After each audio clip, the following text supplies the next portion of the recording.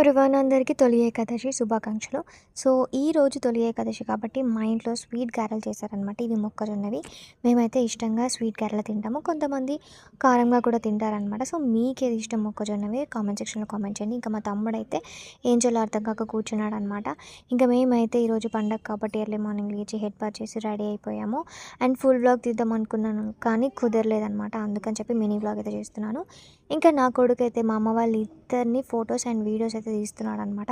So, వాడికి అదొక ఆనందం. అండ్ వాడైతే ఫొటోస్ చాలా బాగా తీస్తాడు. సో, చాలా హ్యాపీగా మా అమ్మ వాళ్ళైతే ఫోటోలు దిగుతున్నారనమాట వాడితోటి. ఇంకా గెట్ రెడీ విత్ మీ అనేది కూడా చేయలేకపోయాననమాట. ఇంకా నేను మా చెల్లిద్దరం శారీస్ అయితే కట్టుకున్నాము.